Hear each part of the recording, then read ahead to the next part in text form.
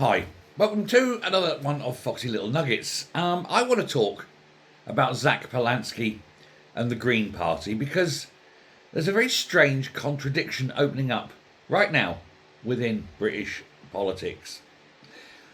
On the surface, the Greens want us to believe that they are surging. They talk about things like momentum, for example, or membership, eco-populism. A new politics, they say, the death of the old two-party system. And yes, there have been moments when the Greens have looked far more visible than perhaps they used to once some time ago. But visibility is not credibility. And the latest polling suggests that more people see Zach Palansky, or the more that people see of Zach Palansky, should I say, the less they like him. So while he's getting a lot of visibility, he is losing his credibility. YouGov's recent figures that were published yesterday evening are frankly brutal. In May, after the Golders Green controversy, Palansky's unfavourable rating rose to 47%. While only 22% had a favourable view of him. In plain English, twice as many people disliked him as liked him. That is not a sort of minor image problem that can be tweaked. This is political warning lights flashing red and saying, you know, we're setting off the klaxons now. Wow, wow, wow, wow, wow. Emergency. And the wider Green Party is now feeling the effect. YouGov's summer polling shows that only 24% of the public see the Greens even as a mainstream party. Even worse, the party's favourability has fallen since Palansky became leader, with the Greens recording their worst net favourability score to date. He is sinking, and he is dragging them down with him. And so what they called initially the Polanski Effect is real, but not necessarily in the way his supporters intended or hoped. There is undoubtedly a Palansky Effect, but it is a negative drag effect. Now, to be fair, it's not true to say every Green voter has turned on him, but even among the 2024 Green voters, YouGov found that nearly a quarter had a negative view of him after the Golders Green row. For a party leader whose whole brand is supposed to be clarity, radical compassion and youthful authenticity, this is a serious problem. And then we have to look at some of the recent electoral results. In Makerfield, the Greens talked as though they were properly contesting the by-election. And the result? Well, their candidate received just 308 votes. Not 3,000. 300. They lost their deposit.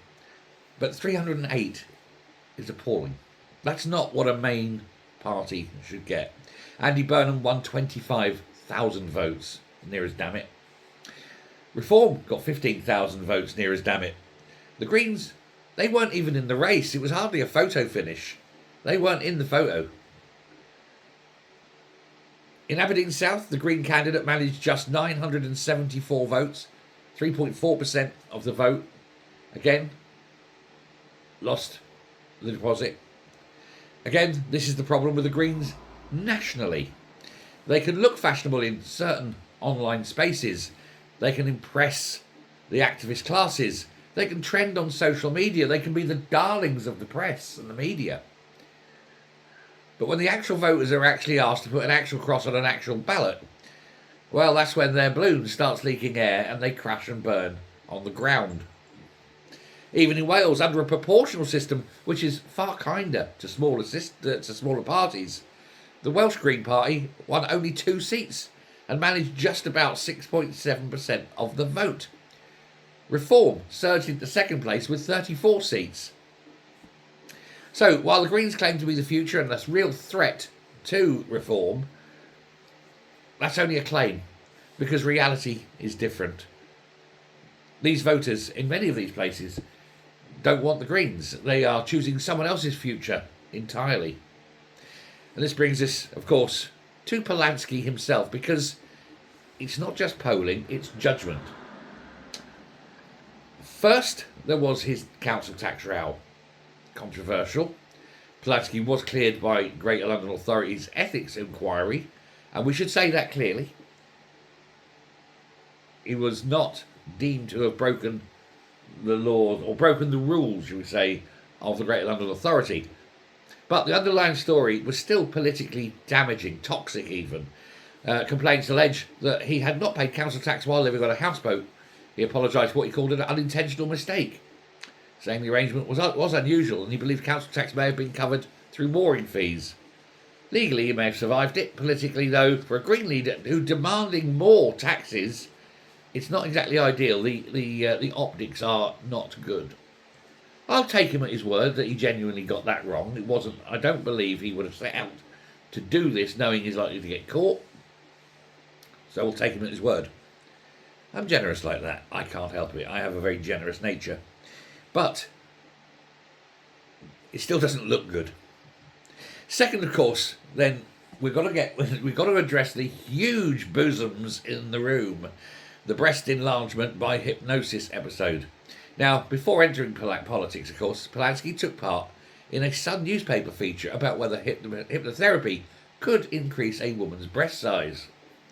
Later, a resurfaced BBC interview showed him describing it as a successful project. And saying he believed it could happen in theory. That's not just embarrassing, though. It cuts straight to the question of seriousness. If you want to be treated as a national political figure, it's unhelpful to have hypnotic bust enhancement floating around on your LinkedIn CV, like a mad footnote from a Channel 5 documentary. And then, of course, there is the British Red Cross claim. Charity said he had falsely claimed to be one of its spokespeople. Palansky later admitted he'd used the wrong word. Again, perhaps not fatal on its own, but politics is cumulative, and it's all starting to stack up in the debit column. One oddity can be explained, two can be excused, three starts to look like a pattern. Fourth, then, was, as I've mentioned before, the Golders Green incident, the retweet. This was after the stabbing of Jewish people in Golders Green. Palansky reported criticism of police officers involved in arresting the suspect. He later apologised and said he'd acted in haste. But by then, of course, it was far too late. The damage had been done. The Metropolitan Police Commissioner criticised the claim as inaccurate and misinformed, and YouGov then recorded a sharp rise in negative views of Palansky. Fifth, there is the broader atmosphere around the Greens and many of their anti-Semitism allegations. Palansky, who is himself Jewish, has strongly rejected the idea that the party has an anti-Semitism problem. But Caroline Lucas called for immediate action, and the party has faced scrutiny over candidates and language around Israel and Palestine. And that matters because a party that presents itself as morally superior is judged by the moral standards it claims for itself. And it has been weighed and it has been found wanting. And so we come to an inevitable conclusion that Zach Palansky has made the Greens louder, but not necessarily stronger. He has made them more visible, but more vulnerable. He has energised his activists, but alienated parts of the wider public. And the polling now suggests the Greens may be discovering an old political truth. Attention is not the same as trust. The Greens wanted a charismatic insurgent, and what they've got is a leader who generates headlines faster than he generates confidence. And that, dear viewer, is the Palansky problem. He's good at making people notice him, but the moment they see him, they don't actually like what they're looking at. Let me know what you think. Thanks very much. Do hit subscribe. We've got plenty of these sort of things on the channel, and I will speak to you later. Bye.